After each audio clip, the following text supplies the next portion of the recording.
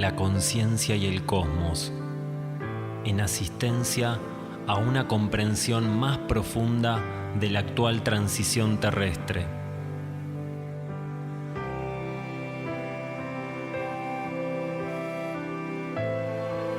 Un estímulo que acompaña al peregrino en su retorno hacia la morada cósmica.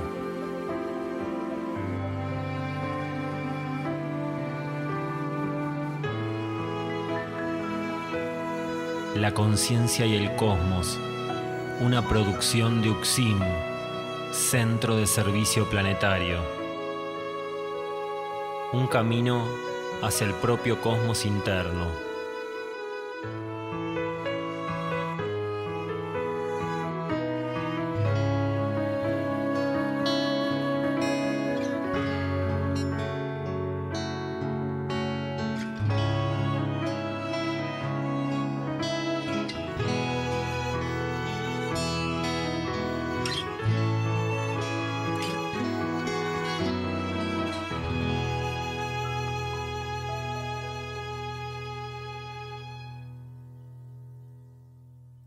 Bienvenidos a La Conciencia y el Cosmos, un camino hacia el propio cosmos interno, un programa de UXIM, Centro de Servicio Planetario.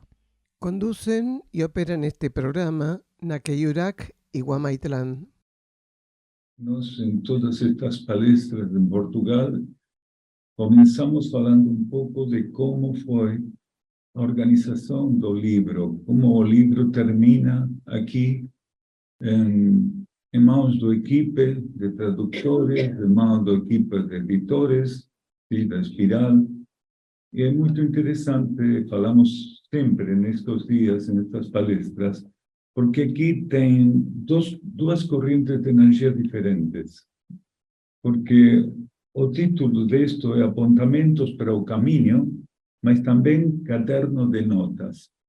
Originalmente, lá na Argentina, estas são duas correntes de energia diferentes. ¿Sí? Primeiro surgiram os apontamentos para o caminho, e tempo depois, não muito, mas tempo depois, Caderno de Notas. E assim foi que circulou lá, ¿sí? Como duas correntes bem diferenciadas uma de outra. E nestes tempos, onde a síntese vai se aprofundando, ¿sí? O grupo português percebeu, algumas pessoas do grupo português perceberam a necessidade de colocar estas duas correntes, que são concorrentes e complementares, em um solo livro. E o trabalho que eles concretizaram foi muito bom, porque eles foram guiados internamente para perceber a necessidade. Mas, quando eles perguntaram, mandaram a pergunta, a consulta para lá, desta fusão, desta complementaridade de apontamentos para o caminho e caderno de notas, percebimos imediatamente que eles tinham razão, que realmente não necessitávamos justificativos para colocar em uma síntese, em uma complementação, estas duas correntes. E o resultado é uma potencialização muito, muito interessante.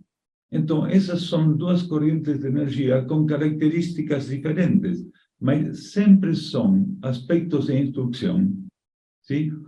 Oferecidos para nossa consciência, ofertados pela via interna, per nossa consciência interna, per nossa vida interna, per nosso ser interno. Então, agora, o trabalho, a síntese que foi feita pelo grupo de Lisboa, mais grupo de Santarém, mais grupo de, não sei, porque tem muitos grupos aqui. Essa síntese fica agora à disposição de vocês. Gratidão.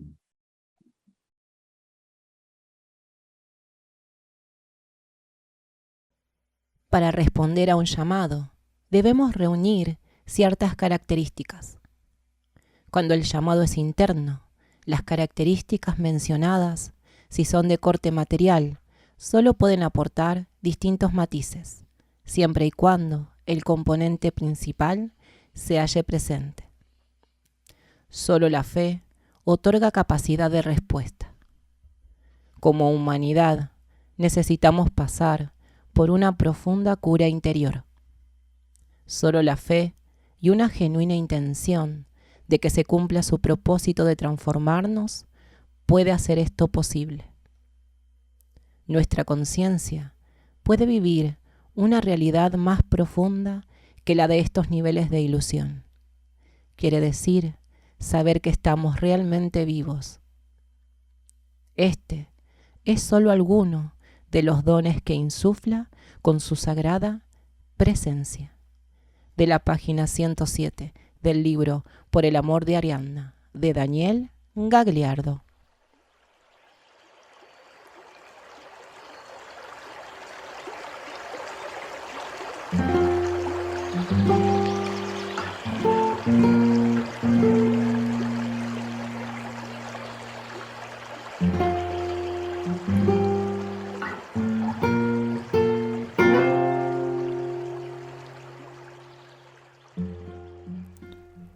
Este programa se emite una vez por semana por las plataformas YouTube, Facebook e Instagram. Contacto +549 3548 409936 por WhatsApp y Telegram.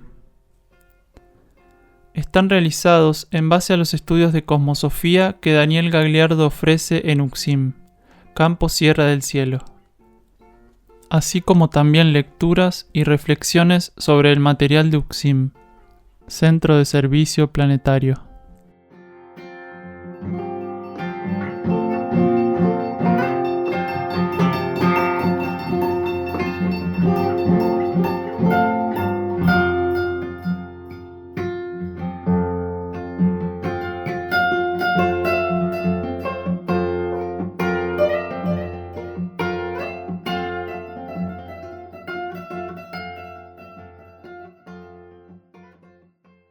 Estar receptivos equivale a decir que aquello que debe definir y percibir la acción de servicio no estará en manos de los mecanismos de nuestra conciencia externa.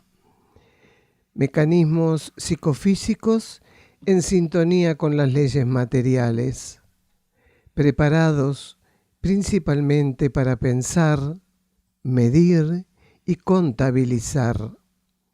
Receptivos significa con capacidad para recepcionar las influencias y óptica interiores respecto del carácter vibratorio que define toda coyuntura.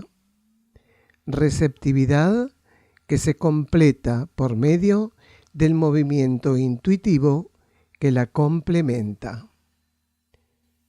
Colección Cuadernos La Luz del Peregrino. Ley de Servicio, cuaderno número 4, Daniel Gagliardo, página 36.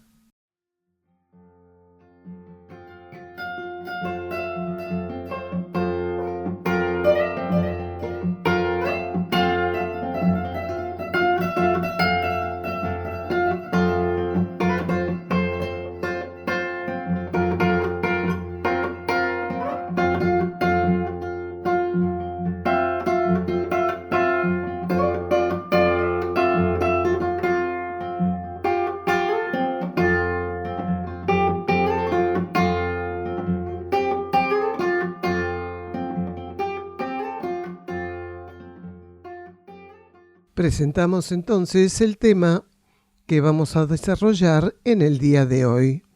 Lo subjetivo conduciendo lo objetivo. Es el segundo programa del estudio que Gagliardo diera en Sierra del Cielo el 26 de junio de 2021. Primer bloque entonces, el título Geomorfología de esta región, obediencia interna y la mayor esclavitud ha sido la identificación con la materia. Preguntan por la geomorfología de esta región y luego también por la esclavitud. Escuchamos el audio de Gagliardo. La geomorfología de toda esta región en realidad es un gran símbolo. que nosotros, los seres humanos, tenemos grandes dificultades para interpretar porque perdimos la capacidad de decodificación simbólica, pero toda esta región, en su geomorfología, es un gran símbolo. Y esto que voy a decir, los minerales, las montañas, que tienen que ver cuál es su función, son de apuntalamiento magnético. Porque ya estaba previsto que cuando llegara al final kármico de la superficie planetaria, en los ámbitos donde existen movimientos de energías intraterrena o intraoceánica o la que fuera, iba a haber refuerzos magnéticos muy poderosos. Ustedes podrán recordar que algunas veces, por lo menos alguno de ustedes lo recordará, algunas veces dijimos que no se debe trabajar ya más con minerales, con gemas, porque cambiaron su vibración. Y uno está trabajando con un cuarzo pensando como pensaban en la época de Saint Germain del cuarzo, o en la etapa anterior. Y en realidad los minerales son iguales solamente en apariencia, en morfología, en densidad, porque eso todavía lo siguen sosteniendo. La energía kármica sigue sosteniendo solamente eso. El patrón vibratorio mineral cambió absolutamente. ¿Para qué? Porque al ser un adelantado en el cambio de conciencia, con un adelantado no quiere decir que estén bajo ley evolutiva superior, pero que sí pueden ser un adelanto de ciertas energías, vibraciones o magnetismo que en su condición anterior a 1988 no podían asumir. Entonces, hoy todas las masas minerales están irradiando para homologar el sentido circulatorio magnético que va a abrir camino al nuevo ciclo. Entonces, por más que uno no lo note, porque no lo puede notar, porque hay leyes que no permiten que lo note, salvo que el ser intuitivamente sea estimulado a percibirlo, el grueso de la humanidad no lo percibe. Entonces ahí hay un fortalecimiento magnético, vibratorio, energético. Operan leyes que antes operaban de modo velado y pasivo a nivel geológico, porque la geología del planeta tiene leyes magnéticas ocultas que son las que han apuntalado todo el proceso kármico por el cual la superficie del planeta le ofreció siempre retornos kármicos a la humanidad. Porque la superficie del planeta siempre le estuvo ofreciendo retornos kármicos a la humanidad. Entonces, la geología respondía a leyes ocultas que a través de esa regencia, esas leyes ocultas, generaba determinado tipo de cosas. Generalmente que la humanidad las vivía catastróficamente. Seísmos, fallas en la tierra, se abría la tierra, tsunamis, hundimiento de islas, de repente emergían continentes, se separaban, volvían a hundirse. Todo eso lo operan jerarquías que trabajan con energías y leyes ocultas que serían lo correspondiente a la suprageología. Quiere decir, el espíritu que gobierna la geología, que es una subentidad de la supranaturaleza planetaria. Entonces, estos lugares tienen esa condición. Hay personas que dicen, yo he ido a montañas y a sierras por todos lados, pero lo que se siente allá en la quebrada, en el Uritorco, eso, claro, lo explican como pueden, porque esa energía se revela parcialmente, hasta ahí nomás. Entonces, la energía, que es quien dispone hasta dónde la vas a percibir, para cada quien permite un poquitito, solo un poquitito, si esa persona está preparada y necesita de eso. Entonces no sabe explicar la persona que es, porque estuvo, no sé, en los Alpes. A nosotros nos dijo una persona una frase muy descriptiva, que había estado acá y que había estado en los Alpes muchísimas veces. Y dice, los Alpes son como una montaña que la tuviera en el living de mi casa. A ver, los Alpes ya están domesticados. En cambio, lo que se siente acá es increíble. Y eso que los Alpes para las fotos son bellísimos, dice, pero es como si fuera algo domesticado. Ya no tiene esa cosa que ella no me sabía decir qué era, pero como había venido acá, decía, eso que está allá no lo tienen las montañas acá. Claro, no lo tienen porque él está acá, no está allá. Entonces, si bien la energía opera en todo el planeta, la energía de Erx, por algo se está hablando de vórtices centrales y de un espiral energético que abarca finalmente todo el planeta, pero existe un vórtice central, que aunque no es de dimensión kármica y externa, es coincidente en dimensión intraterrena con el campo etérico, kármico y externo de la geología terrestre. Purificación. Los chilenos saben tiene un aspecto purificatorio extra respecto de los terremotos y de los posibles tsunamis. Ellos saben que están perdiendo el país momento a momento, porque Chile está perdiendo la costa continuamente. Tiene poca costa, enseguida vienen los Andes. Entonces ellos saben que se están quedando sin país. Y lo reconozcan o no, están en un nivel de tensión muy grande. Y todos los terremotos que vive Chile y la parte de este lado de la cordillera, como Mendoza, San Juan, comparten un karma común. Por más que sean dos naciones diferentes, comparten aspectos purificatorios comunes. O sea, cuando encarnaron, tanto el lado chileno como el argentino, teniendo la columna vertebral de los Andes como referencia, encarnaron seres que tienen cuestiones purificatorias muy semejantes. Sobre todo, en algunos casos, seres que son muy apegados, muy arraigados, que tienen problemas para transformarse o para soltar el territorio originalmente donde vivieron. Acá tenemos una mendocina. ¿Los mendocinos no son apegados a su territorio? Bueno, el mendocino tiende a quedarse aferrado a su tierra. El chileno, en relación a otros migrantes, también. Esto que vamos a decir puede parecer exagerado, pero kármicamente era una posibilidad. El planeta, como todos sabemos, va a cambiar su geomorfología no solo de manera visual, sino energética, todo va a cambiar. Y antes de que llegara el ápice de la transición, algunos territorios tienen que hundirse o tienen que cambiar. Entonces, kármicamente, los habitantes de muchos de esos territorios tendrían que tener el desapego suficiente para sumar su potencial a territorios que se verían beneficiados por la presencia de estas personas, porque el chileno tiene mucho empuje. Sobrevive en condiciones de inestabilidad, así todo se gana un lugar de prestigio a nivel de comercio exterior, a nivel de materias primas. Entonces, tiene realmente algo muy, muy interesante. Sin embargo, prefiere estar ahí sin saber cuándo va a explotar el polvorín. Por esa cosa que tenemos de apego al terruño, a la nación, al territorio. Entonces, seguramente cuando la conciencia del planeta pudiera llegar a definir el hundimiento de gran parte de Chile, se va a llevar a casi todos los chilenos. Y ahí tenemos una prueba muy, muy importante. Gracias por recordar esto. Porque a vos te pueden señalar y tener el empuje para venir, pero no para hacer lo que tenés que hacer una vez que viniste.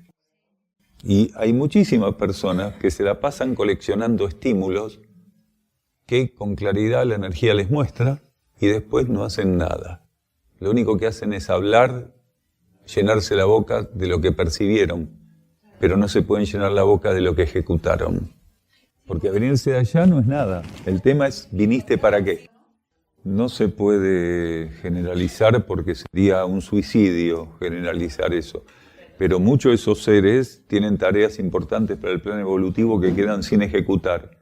Y al no ejecutar, muchos de esos seres también no definen su condición de rescatabilidad. Porque no hay nada más importante en este momento para el plan evolutivo que obedecer las necesidades del plan, suplirlas, asistirlo. Entonces, si un ser tiene claras señales de lo que tiene que hacer, no delirios, claras señales, obedeció en mover la ficha y llegar hasta acá, a la región, y después se conformó con, sí, lo encontré como en el papelito me lo mostraron. ¿Para qué quiere eso? A ver, el plan evolutivo necesita de prácticos espirituales, no de personas que llenen su ego diciendo, vos sabés que a mí me mostraron tal cosa a 12.500 kilómetros de acá, y fui y era exactamente igual. ¿Y qué hiciste? Nada, ya lo encontré. Fantástico, o sea, con lo barato que son los pasajes de avión, se vino para acá a confirmar que lo que estaba en el papelito era lo mismo, ¿viste? Y bueno, esas personas son coleccionistas de este tipo de situaciones. Se jactan de ser sensibles, pero no se pueden jactar de ser obedientes. No se sabe porque, claro, por eso decíamos, no se puede generalizar, porque 10 personas haciendo lo mismo van a recibir 10 tipos de tratamiento diferentes por parte de la conciencia planetaria y de la vida cósmica. Alguno no va a definir su condición por eso, y otro puede ser rescatado monádicamente. Y ego y personalidad, que fueron los desobedientes, no ser rescatados. Bueno, pero si la energía te está diciendo, vaya allá que tiene algo que hacer, venís acá y te vas sin hacerlo, a ver, servicio es obediencia, porque Servicio es que tu conciencia mental, tu centro emocional y tus acciones respondan a la voluntad de la energía. Si la energía con su voluntad te estimula para llegar acá y te va sin hacer, ¿dónde vas a hacer servicio? Porque, a ver, la energía va a sacarte el jugo donde estés. Si sos un palo medio podrido, va a utilizar la parte sana, pero te va a utilizar para cosas positivas, pero no alcanza realmente. Porque si tu planificación interna es estar en tal lugar, en el medio del Congo belga, y vos no vas y te quedás en el Congo belga, podés ser todo lo positiva que quieras, donde estés. Pero es en el Congo belga donde vos estás expresando tu asistencia al plan evolutivo porque es lo que está planificado internamente. En los otros lugares no vas a ir a robar bancos y a matar gente, vas a hacer cosas positivas, pero ya no sirve hacer cosas positivas. Entonces sí, uno puede hacer cosas positivas, como se dice, uno puede servir en todos lados. Claro, mientras no mate gente, no estafes, cruces los cieguitos la calle, todo va a estar bien. Pero eso que tenías que hacer en el Congo, ¿quién lo hace? Sí, pueden ser franceses, portugueses, españoles, algunos italianos, pero después el resto no habla. Muy difícil. Así que de alguno de esos 4 países, preferentemente de Portugal o de España, porque en la frontera, cerca de la frontera, se hablan los 2 idiomas fluidamente. Hendaye, que es la frontera de los Pirineos de Francia con España, hablan los 2 idiomas. Nosotros estuvimos al lado de Francia y estuvimos al lado de español y se entienden y hablan sin problema. En París no, pero en Hendaye, que es como decir las 3 fronteras acá, se habla perfecto. La energía está irradiando desde Portugal, es la península ibérica. Así que Francia, España y Portugal están estimulados, están muy estimulados. No sé cómo va a ser la cosa, pero están. El que no encontró su maestro interno y se rige con ese maestro interno, y ese maestro interno lo encuentra disponible, gobierna la conciencia de ese ser, ¿cómo va a ser maestro o instructor de otros seres? Bueno, todos nosotros tenemos en nuestro interior esa vivencia, porque hubo etapas de la humanidad donde la cantidad de hombres libres era mínima y casi todos los hombres pasaban por la esclavitud o el dominio de otros pueblos. Si no se era esclavo de un modo directo, se era esclavo en otra categoría. Cuando una nación invadía otra nación, aunque no esclavizara a todo el mundo, los hacía súbditos y tenían que pagar tributo. O sea, automáticamente eran invadidos y dominados, dejaban de tener cierto tipo de posibilidades y atributos. Entonces todos nosotros hemos sido esclavos de un modo u otro. Pero la mayor esclavitud ha sido la identificación con la materia. Entonces, la mayoría de los seres que han pasado por ser esclavos simbólicamente hablando, de grillete, de cadena, la mayoría de estos seres que hemos sido esclavos en algún momento, si no en este planeta, en otro, porque la esclavitud es una experiencia kármica casi ineludible. Todos nosotros recibimos esa posibilidad, como vos decías, para ver si entendíamos que la cosa no era libertad de acción afuera, sino realmente sintonía interna. Como en cada etapa le correspondió ese proceso. Más vale que si hoy tenemos una persona esclavizada, va a tener una vivencia de la esclavitud en esta actual transición planetaria muy diferente a la que tenían los esclavos en Roma, en Persia, ¿sí? En cualquier lado. En el Yucatán, los clanes aztecas y mayas hacían esclavos porque necesitaban materia prima para las ofrendas, los sacrificios humanos. Esto existió siempre. Los vikingos hacían esclavos, todos hacían esclavos. En África había pueblos muy desarrollados evolutivamente, hasta hace unos pocos miles de años, que hacían esclavos en los pueblos negros más brutos, menos formados culturalmente. Pero siempre la esclavitud ofreció esto de entender a fuego y sangre que la libertad es otra cosa. Un esclavo de grillete, de cadena, de celda, que se lo saca solo para trabajar o por alguna otra cosita, ese esclavo tiene la oportunidad inmensa de expresarse, aunque esté encadenado. Personas que han pasado por la cárcel a nivel político. Alguna vez hablamos de ese yogi que cuando lo fueron a liberar, que cambió el ambiente político, no se quería ir de la celda. porque ahí había encontrado todo lo que necesitaba, y le decían, no, pero tenés que salir, ya cambió, los que te encerraron políticamente. No, pero igual lo sacaron, pero el tipo pedía por favor que lo dejen, porque había podido expresarse. En este caso, expresarse no es hablar con los demás. Expresarse es permitir una manifestación coherente entre todos los núcleos de mi conciencia respecto a la realidad. Eso es expresarse. Una cosa es libre arbitrio, libre albedrío, que es a lo que vos haces referencia. Estás esclavo, hay un montón de cosas relativas a la experiencia del libre albedrío que no puedes hacer. Pero como todos pasamos por la rueda de la esclavitud, y no una encarnación, una gran cantidad de encarnaciones, todos pasamos por la rueda de la esclavitud.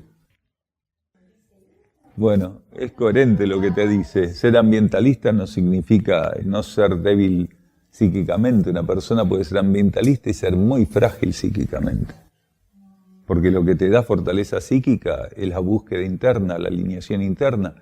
Y el 98% de los ambientalistas están en cualquier cosa. Hacen marchas en contra de la soja y se paran en la marcha como un choripán, una hamburguesa, una cosa de loco. Lógico. Como una persona que va a una marcha contra el monocultivo va y va a comer carne. Cuando llegamos al contacto con estas áreas, ha de ser para que a través nuestro pudiese acontecer, de ser necesario, lo que dificultosamente acontece por medio de la mayoría de los seres encarnados en la superficie terrestre. Solo una pequeña parcela de la humanidad puede operar como espejo de la actividad energética inherente a estas áreas. Estaba previsto que mayor cantidad de individuos contaran con las condiciones para ello. Por el contrario, la identificación y complicidad de la civilización de superficie con la contraparte más inestable de la vida terrestre, operó como un poderoso filtro. Un ser en sintonía con estas energías de rango intraterreno inyecta silenciosamente en la cultura de la que forma parte estímulos capaces de sostener nuevos patrones de vida y conducta, revelaciones que la humanidad tendrá en su camino a acoger en la consumación de la síntesis evolutiva que representa la actividad de la transición cósmica terrestre. Colección Cuadernos, La Luz del Peregrino, Ley de Servicio, cuaderno número 4, Daniel Gagliardo, página 40.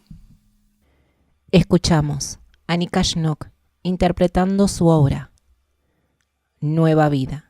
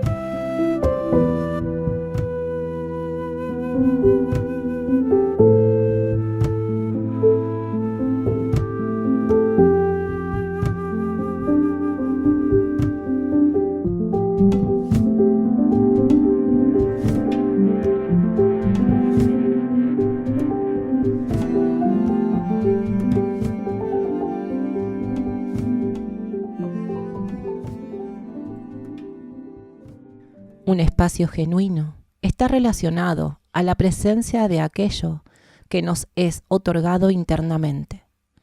Ningún elemento material que no proceda del sustento interior, al hacerse presente en nuestras vidas, facilitará nuestra relegación. Absorberá nuestra energía, incrementando en torno a sí mismo un campo de fuerzas.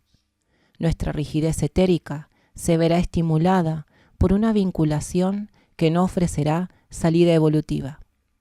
Erx pulsa para la conciencia estímulos capaces de disolver todo aquello que la separa de la realidad cósmica. Para que dichos estímulos operen de modo efectivo en estos tiempos de transición, solo se nos pide desidentificación. El caudal de aspiración presente en un ser despierto ofrece, de modo general, suficiente potencial, pero solo la genuina aspiración sutilmente encarnada en la energía devocional y no el mero interés por cuestiones espirituales, donde algún grado de instintividad se filtra en nuestras vidas bajo sus aspectos de curiosidad. Los custodios de aquellos renovados patrones que hoy buscan silenciosamente establecerse, solo podrán cumplir con su tarea como tales bajo cierta condición. Ningún ser, para los requerimientos actuales de la vida planetaria, puede obrar como un guardián de ciertos aspectos de la verdad, limitándose a creer que aquello que custodia se aloja en un libro o doctrina. Si instalado en una posición obtusa, la custodia de aquello pareciera resolverse por creer lisa y llanamente en el objeto de sus cuidados. Aquello que una cantidad creciente de seres debe custodiar solo puede ser preservado por medio de su aplicación continua. Solo sobreviven y se implantan aquellas energías que desde los niveles internos se revelan como actuales, siempre y cuando existan campos de vida y conciencia en condiciones de ofrecerse a su acción y propósito. De la página 124 y 125 del libro La senda del peregrino Erx y la revelación de Ancenusa, de Daniel Gagliardo.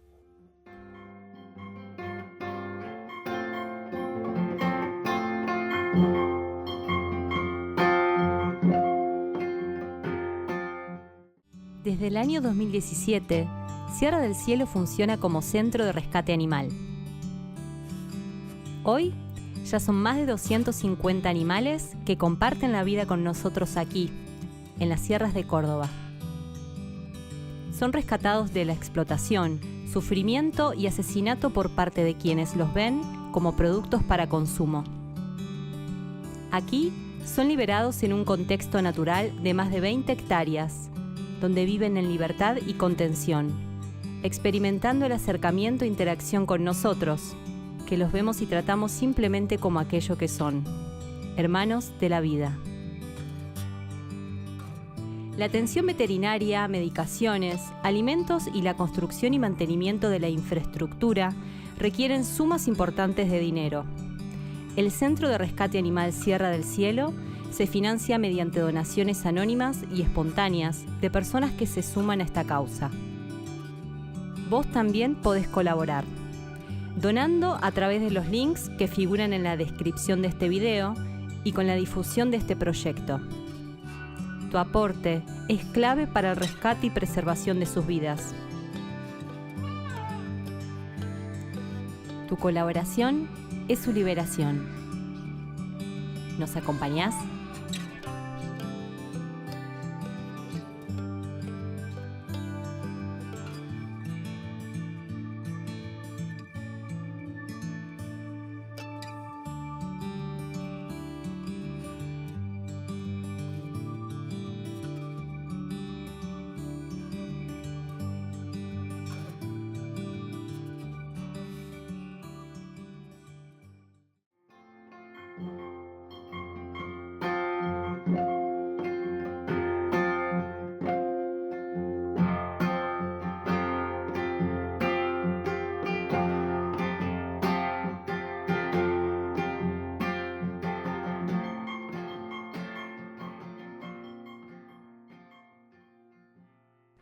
Otros programas de la conciencia y el cosmos. En Buenos Aires, Ciudad Autónoma de Buenos Aires y Los Cardales. En Europa, Portugal y Bulgaria. Grupos de trabajo interno UCSIM en el mundo. Argentina, Uruguay, Portugal, Bulgaria, Chipre, Francia y Alemania. www.ucsim.org.ar. Podés encontrarnos en Facebook como La Conciencia y el Cosmos y también como UCSIM, Centro de Servicio Planetario. En Instagram, @La Conciencia y el Cosmos, @UCSIM Cosmosofía, @Daniel_D_UCSIM. En YouTube, UCSIM Cosmosofía y La Conciencia y el Cosmos. En Twitter, @UCSIM Cosmosofía.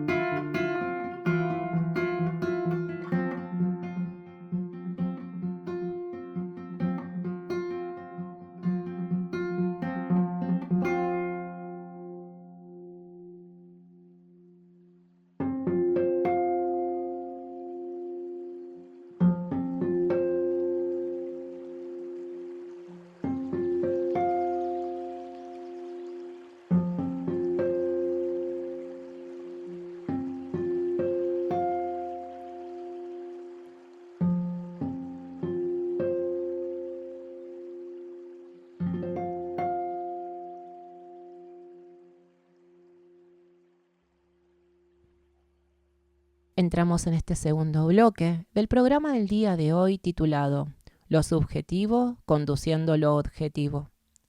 Este segundo bloque, hermanos, está titulado El miedo es incómodo. Partículas del reino mineral. Escuchamos entonces el audio de Daniel Gagliardo. ¿Cuál es el aporte que hace el miedo principalmente? ¿Y qué es el por qué el miedo es tan efectivo? ¿Cuál sería el aporte que el miedo hace? Paraliza, perfecto, pero hay una consecuencia que es tremenda, que el miedo es el condicionante más grande en contra de la comodidad. El miedo es incómodo, y esta es una humanidad cómoda que ha trabajado continuamente para la búsqueda de placer y comodidad. El miedo principalmente es incómodo, y esta gente tan miedosa tiene el umbral de la frustración muy bajo. Entonces, este es el gran problema. Esta es una humanidad cómoda, buscando comodidad desde siempre. A ver, en la noche de los tiempos, volvemos 3000 años atrás, al imperio persa, la molicie, la comodidad, el placer, y más atrás también, y se pierde en la noche de los tiempos. El miedo es incómodo y principalmente tiene tanta efectividad porque te saca de esto que llaman ahora la zona de confort. El miedo es incómodo y la gente lo que quiere es estar cómoda. Viene así, comodita, le prometen que van a estar cómoda porque el miedo se le va a ir. Yo quiero volver a mi comodidad, a mi búsqueda del lugar, a mi satisfacción. Entonces el miedo es incómodo, por eso es tan efectivo. Porque las personas no aprendieron a enfrentar los miedos.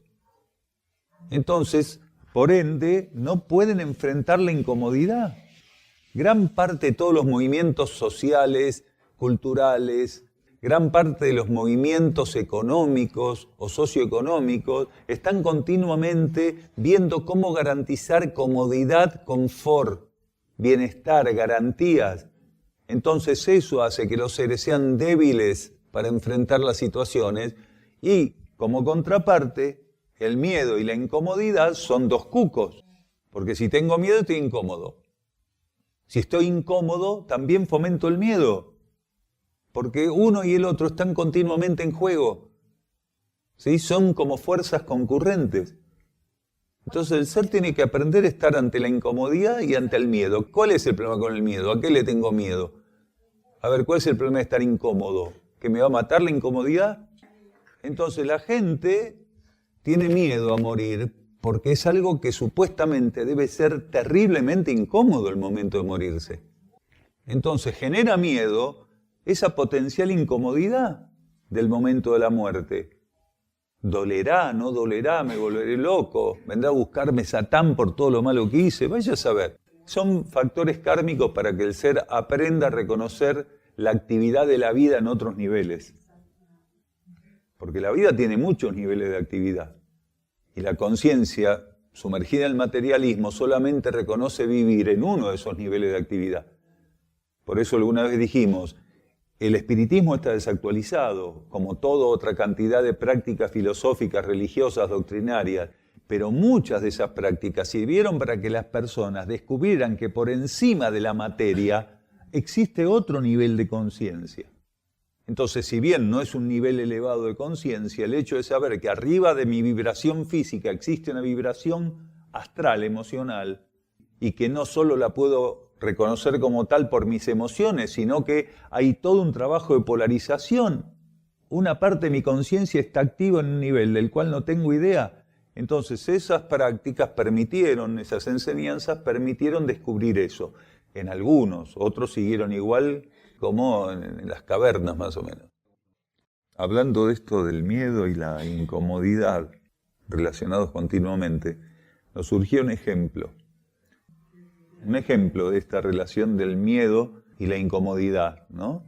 Una a los gladiadores y otra a los espartanos. Justamente los gladiadores y los espartanos tenían en común que tenían una vida muy incómoda, materialmente hablando, y casi no tenían miedo ninguno. Se enfrentaban a la muerte con una sonrisa los tipos, porque no había nada más incómodo que los laberintos debajo del Coliseo cuando se preparaban para ir a la arena, o los lugares donde se entrenaban, las casas de gladiadores, porque vivían en celdas de terror, en un colchón con un poco de paja, frío, húmedo, mugre, ratas. No eran dueños prácticamente de nada, aunque sí acumulaban algunas riquezas, dependiendo el grado de efectividad y supervivencia cada vez que salían de la arena.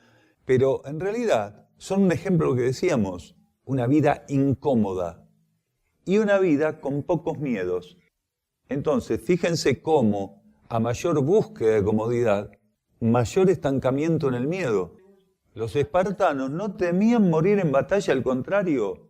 A veces se quedaban peleando hasta el último momento a ver si los mataban finalmente cuando perdían una batalla, estoy hablando. Porque si volvían a Esparta vivos, no es que los iban a matar, pero iban a hacer la vergüenza. Entonces estaban ahí buscando ver con quién medirse, y si tenía la desgracia de terminar vivo, habiendo intentado medirse con todos, se agarraba la cabeza. ¿Cómo no me pude morir como un espartano?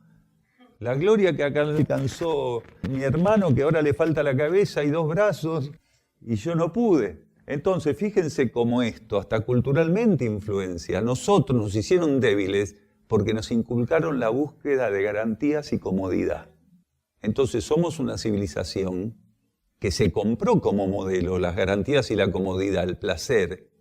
Entonces, si no tenemos eso, nos sentimos aterrados, porque nos dijeron que si no estamos cómodos, estamos en riesgo. Es un riesgo no tener comodidad, no tener garantías, ¿se entiende? A ese tipo, si vos le decís, no va a haber más luz por 2 años, muere aterrado, tiene que ir a un psiquiatra, un psicólogo. Porque la televisión le ofrece garantías y una comodidad psíquica que otra cosa seguramente no para ese tipo. Entonces seguramente se pone el cenicero así, se prende el cigarrillo y está ahí con la televisión. Se cortó la luz 4 días. Se enloqueció. Eso es miedo, ese enloquecimiento que tuvo. Es miedo. Es miedo perder el factor que él podía dominar para que su comodidad fuera satisfecha. Tener las garantías suficientes para que su comodidad pudiera ser satisfecha. Es muy loco. Por eso tenemos que estar atentos para darnos cuenta que la búsqueda de comodidad no tiene que ser algo que raye en lo incoherente. Una cosa es buscar la comodidad de este asiento tiene un clavo que me está pinchando, no me lo voy a quedar porque soy un espartano. Agarro, doy vuelta el coso, saco el clavo, lo reacomodo, ahora no me pincha más. Hay que ser coherente, ¿no? Hay cuestiones básicas que uno puede necesitar y tiene que hacer uso de ellas, porque le permiten una síntesis, economía, administrar sus propias fuerzas de otra manera. Pero de ahí a que todo gire para ver qué puedo hacer para estar más cómodo, para tener mejores garantías, eso es una trampa en la cual nosotros, un lugar como este, no deberíamos caer. Cuando uno anula la participación de la naturaleza, por más que esté destruida en este planeta, cuando la margina, cuando la soslaya totalmente y no le permite actuar del modo en que necesitamos que actúe, nos debilitamos, nos hacemos seres débiles, frágiles, muy débiles y frágiles. Acá nosotros, hasta cuando no entendemos que estamos en contacto con la naturaleza, estamos, porque acá cualquier cosa nos hace interactuar con la naturaleza. En otros lugares no forma parte de la vida de esa gente. De hecho, a veces van a la plazoleta de 30 por 40 metros que tienen a 3 cuadras y dicen, un poco de naturaleza. Sí, eso es la naturaleza para ellos, la plazoleta. Al templo natural, ellos sabían que la naturaleza era aquello de lo cual dependían para todo, aunque no le llamaran naturaleza. Pero en la práctica sabían que dependían de todo lo que encontraban en cualquier lugar, menos adentro de una choza. La choza era para cuando llovían, cuando había que dormir y nada más. Si hacía calor, ni siquiera se ponían un par de hamacas tipo paraguaya y dormían ahí, nada más. Es normal porque esa sal no está refinada. Aparte, no solo eso, hay un montón de arenilla en distintas cosas.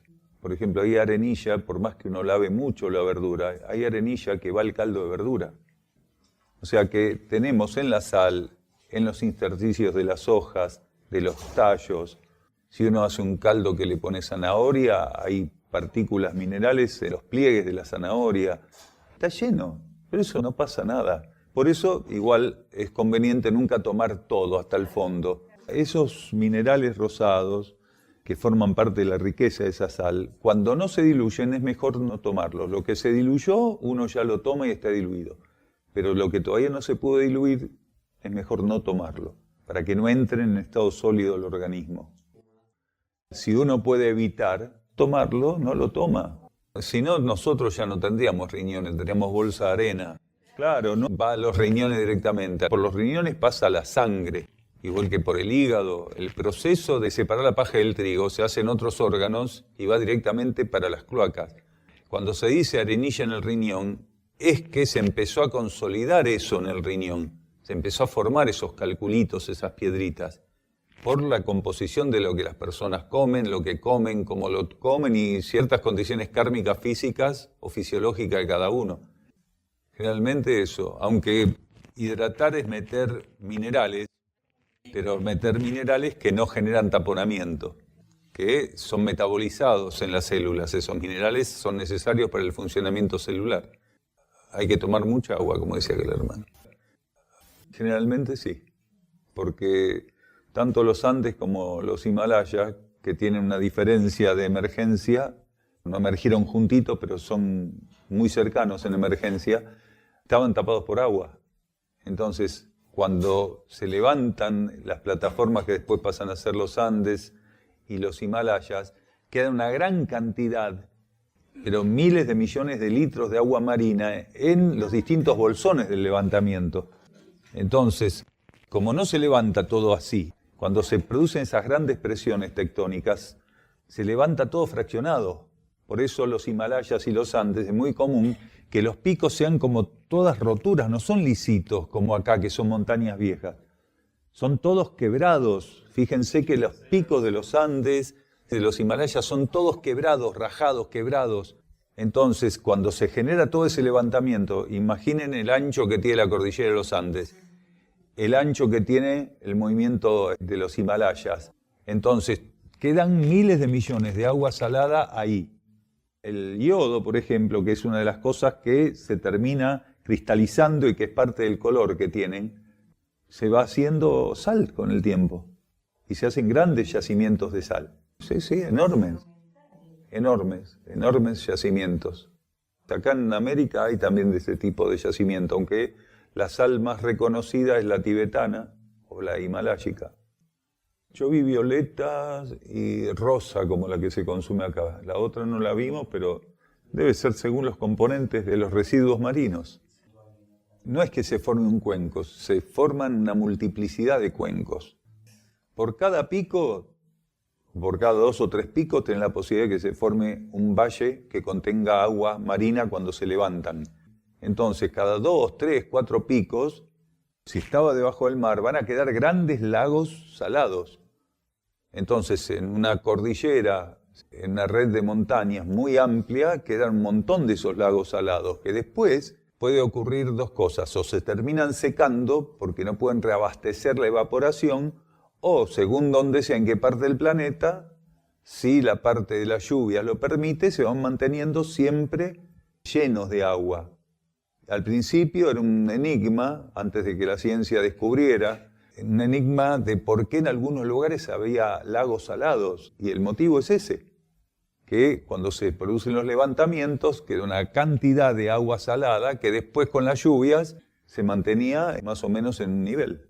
Las salinas cordobesas, con Catamarca tienen el límite, son también producto, en algunos casos, de lugares muy amplios de agua que podían ser mares internos salados. Pero acá creo entender que la sal sube de las napas, son sales subterráneas. Recogen la sal y al tiempo vuelve a emerger y se van haciendo 2, 3, 4, 5 centímetros de sal. Reconocer, por profunda convicción, le debemos a la vida única que nuestra existencia no nos pertenece.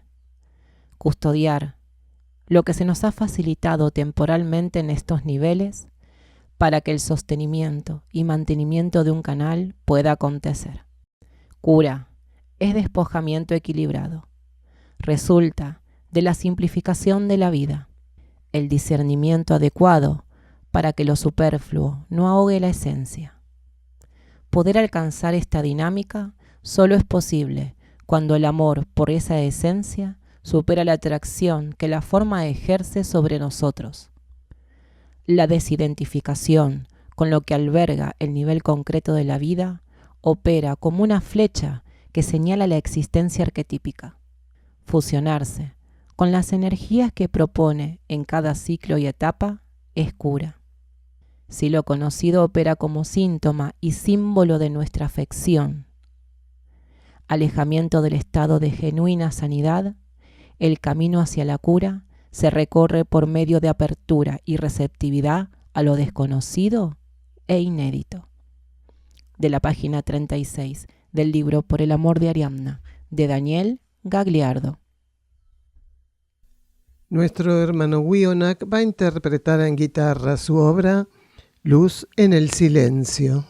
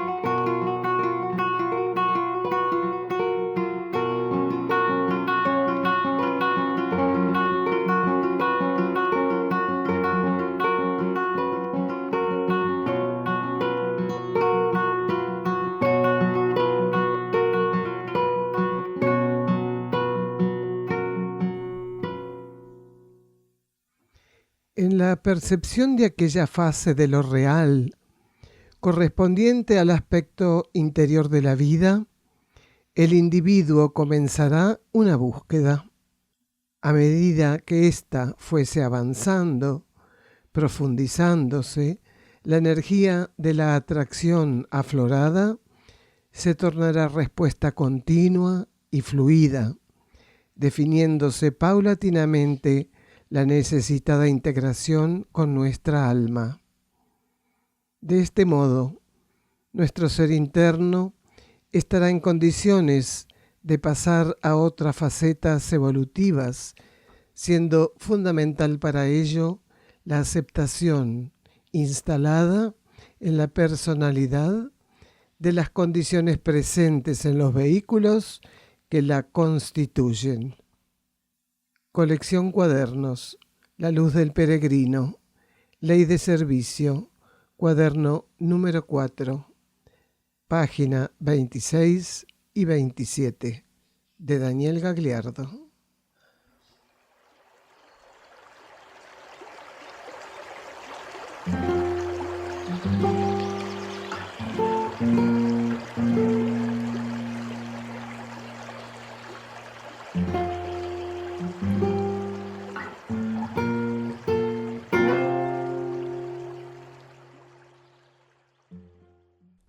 Se encuentra a disposición de los lectores un extenso trabajo de libros y cuadernos escritos por Daniel Gagliardo en castellano, traducidos al búlgaro, inglés y portugués. Los títulos son Mensajeros del Fuego, Alimentación Evolutiva, Cooperación entre reinos mediante la ingesta de alimentos, La Senda del Peregrino, Erx y la Revelación de Ancenusa, La Hermandad de la Luz, versículos de instrucción profética. Colección Cuadernos La Luz del Peregrino. Apuntes para el camino. Cuaderno de notas. Encontralos en amazon.com en formato papel y digital. En castellano también en Mercado Libre y en la tienda de la página de Facebook Luz del Valle, literatura, audios y videos para un nuevo ciclo. También en YouTube, audiolibros en inglés y búlgaro.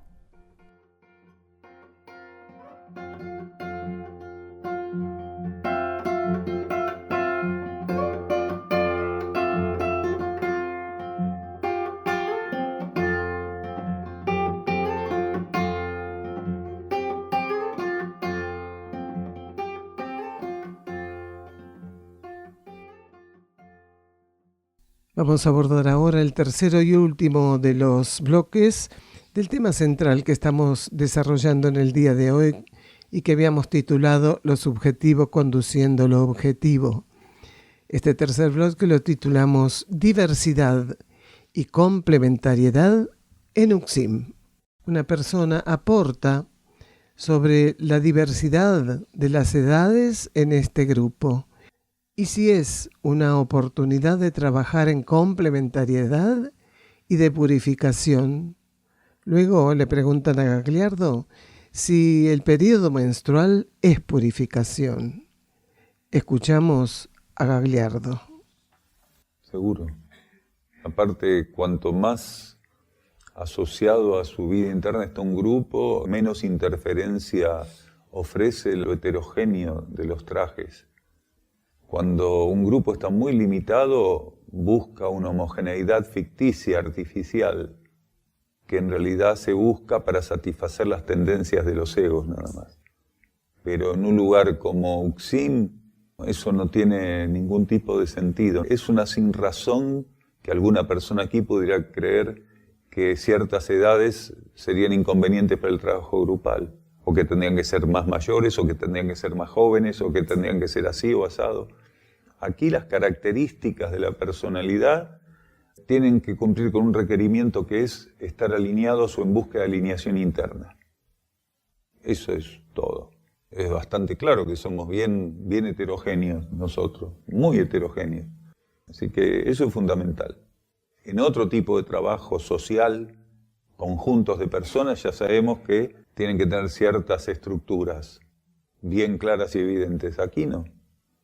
Tiene que ser búsqueda de la vida interna y tener prioritariamente la asistencia del plan evolutivo, lo que sería la planificación interna de cada uno como prioridad. Eso es lo que nos unifica a nosotros, o lo que debiera unificarnos. Es que es así, la complementariedad se da en base a eso. No me puedo complementar con nadie si mi planificación interna y las metas superiores no están en mi conciencia. ¿Con quién me voy a complementar? Voy a trabajar un bruto patrón de la ley de afinidad bien kármico, nada más. Para que un ser se complemente con el otro, para él tiene que estar por sobre encima de todo su búsqueda interna y cumplir con su planificación interior. Eso tiene que ser, porque ¿con qué me complemento con el otro si no tengo nada para ofrecerle? ¿Qué le voy a ofrecer?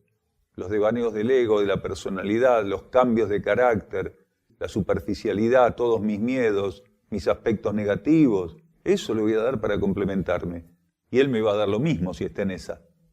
Por eso, en esos grupos, tan enfermizamente y obsesivamente se buscan patrones externos para suplir lo que no se puede suplir, que es la verdadera complementariedad.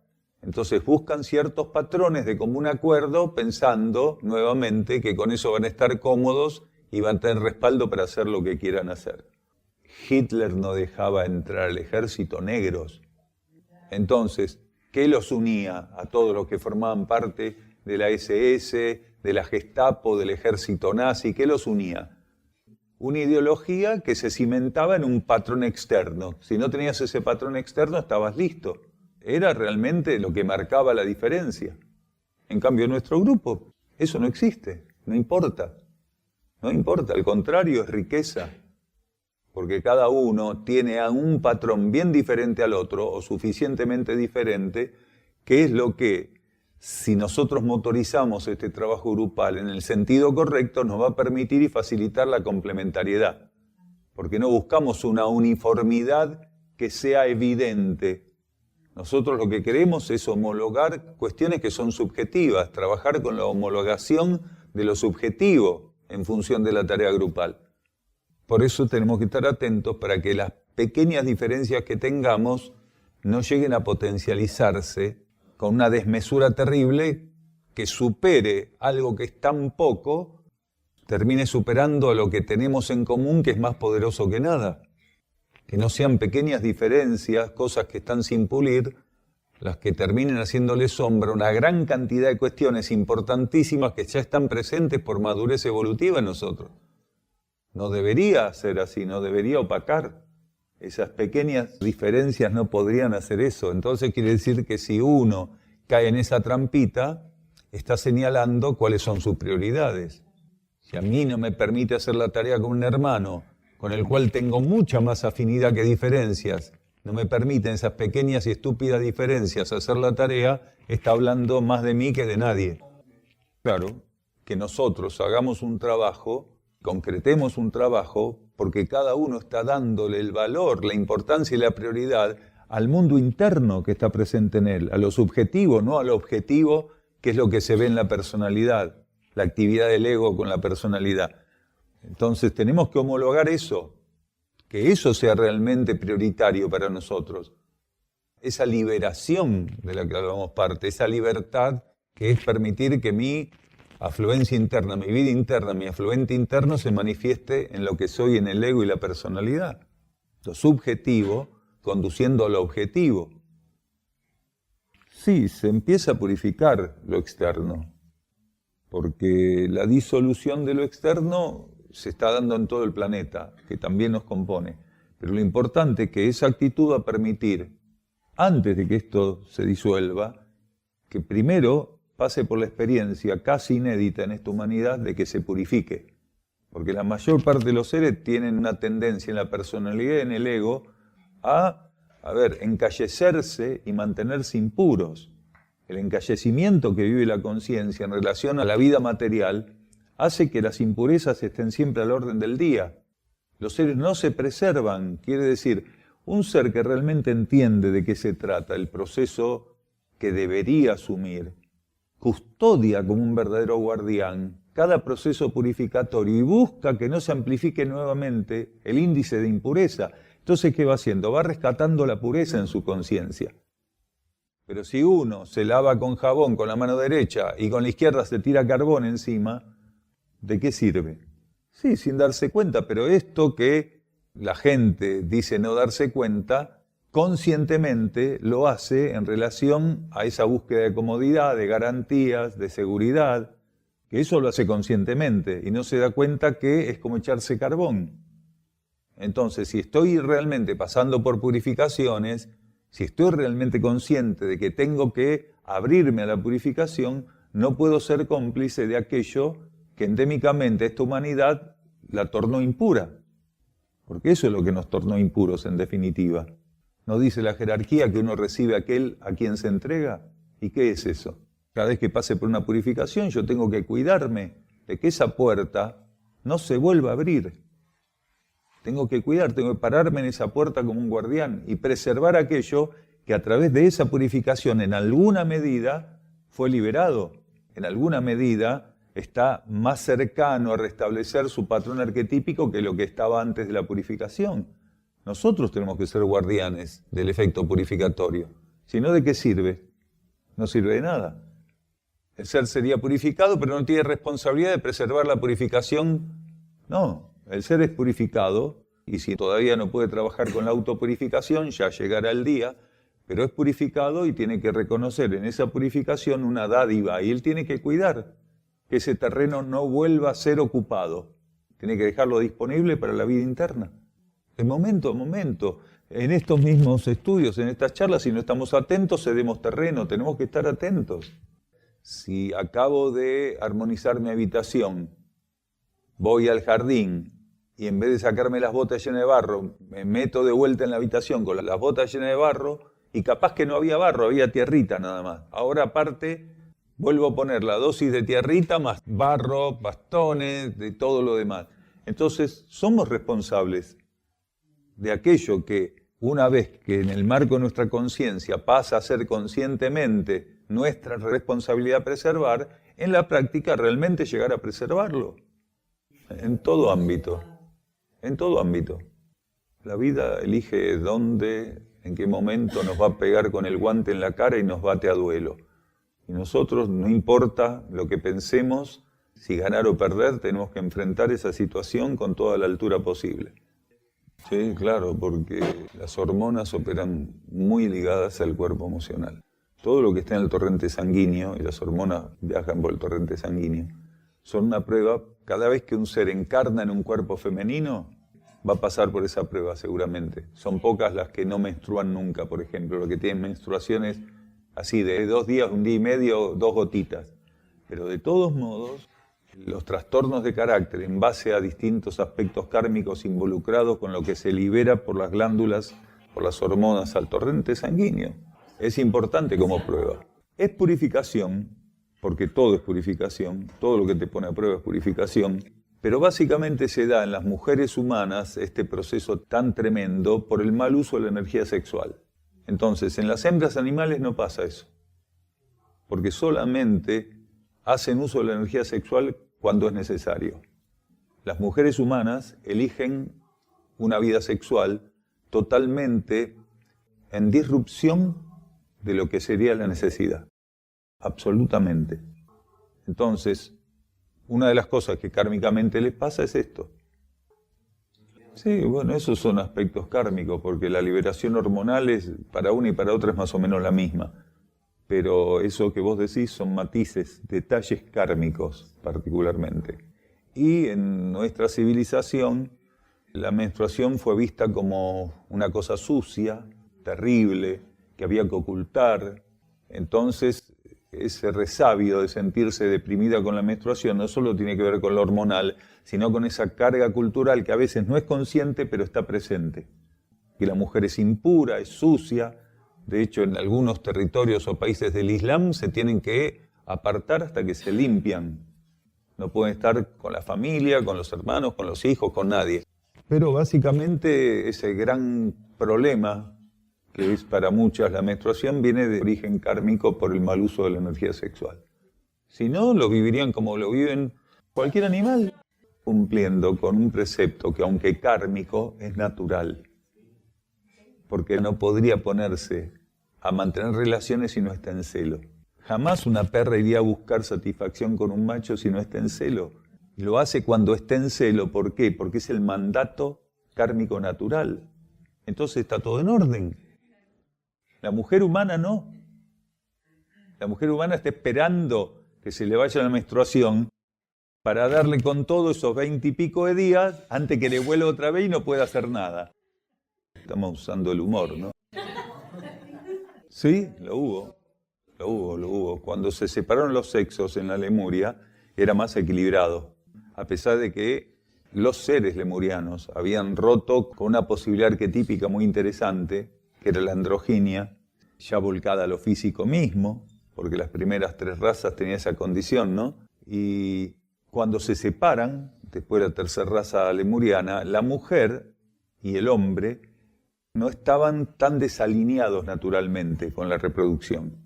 Si se les dio una oportunidad de trabajar más ordenadamente, ya que se separaron los sexos, entonces se les dio una posibilidad de trabajar más ordenadamente, pero la desperdiciaron muy rápidamente.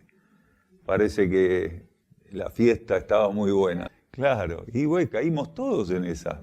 Hasta que te baja la ficha, caes. Claro. Antes, cuando el proceso del hermafrodita era estrictamente interno, había ciertas secreciones en determinadas etapas o ciclos, pero como era interno, no era lo mismo que la menstruación que nosotros conocemos, porque todo se manejaba dentro de un circuito. Pero la menstruación lo que es un desecho que forma parte precisamente porque al separar los sexos, la jerarquía, cuando se hizo mal uso de la energía sexual, al separar los sexos tuvo que encontrar la manera de desechar algunas cosas, porque tuvo que cambiar todo el protocolo reproductivo. Entonces, lo que no se usaba había que desecharlo, no por falta de uso, pero exacto, tal cual.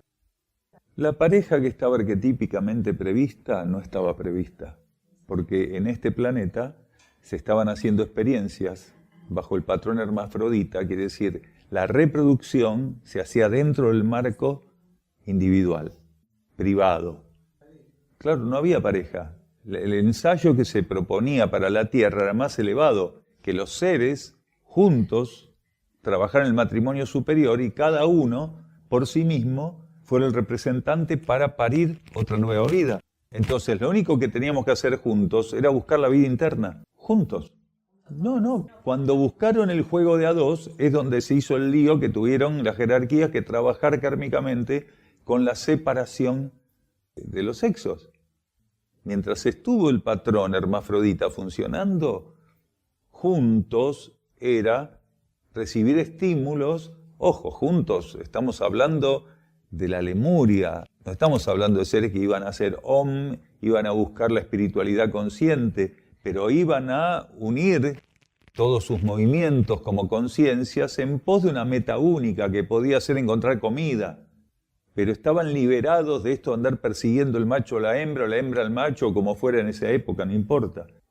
En clanes, en familias, una mezcla, porque lo que pasó en la Lemuria no se puede comparar con los clanes y las familias de ahora.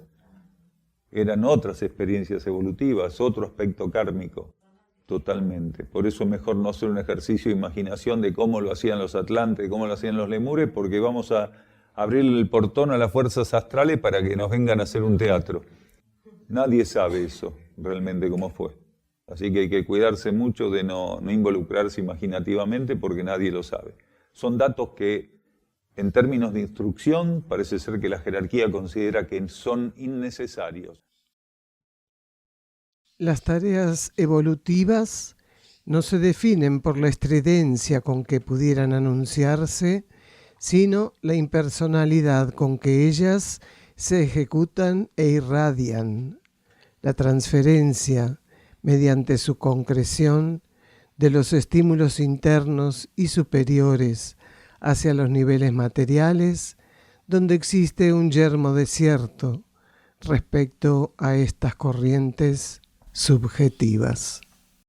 Colección Cuadernos, La Luz del Peregrino, Ley de Servicio, cuaderno número 4, Daniel Gagliardo, página 22.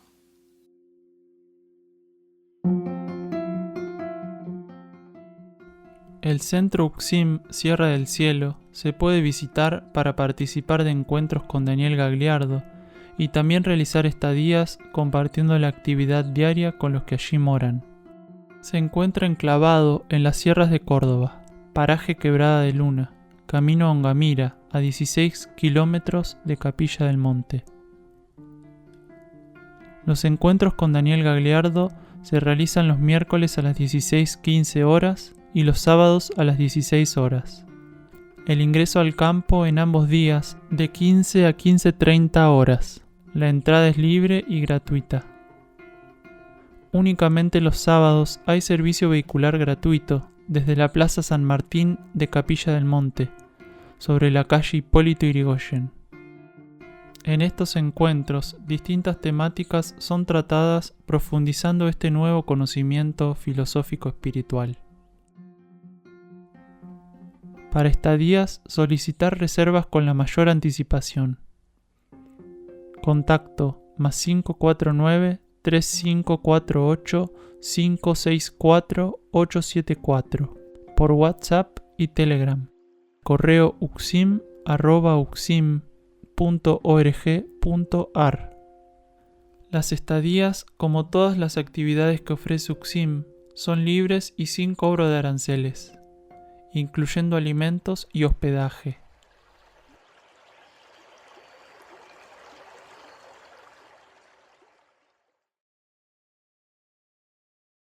Avanzamos. Título del próximo programa. La ley de karma nos pone en el umbral de la ley evolutiva superior.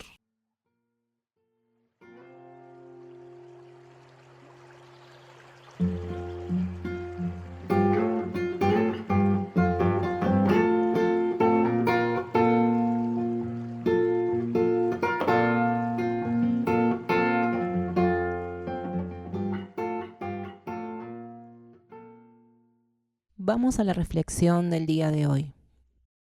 Así como renovados y amplios se ofrecen la interferencia y el desvío a nuestra conciencia, así también se nos ofrecen renovadamente las señales y símbolos para sostener nuestra respuesta al llamado interior. De la página 46 del libro Por el amor de Ariadna, de Daniel Gagliardo. Nos vamos, hermanos, de la conciencia y el cosmos, un camino hacia nuestro propio cosmos interno.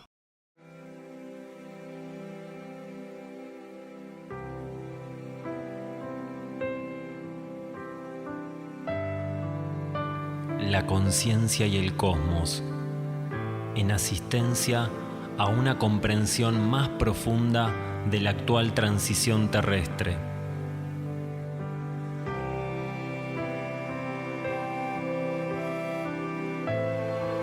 Un estímulo que acompaña al peregrino en su retorno hacia la morada cósmica.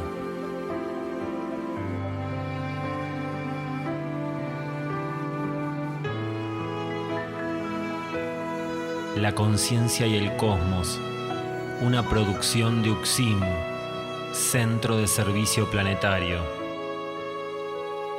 Un camino hacia el propio cosmos interno.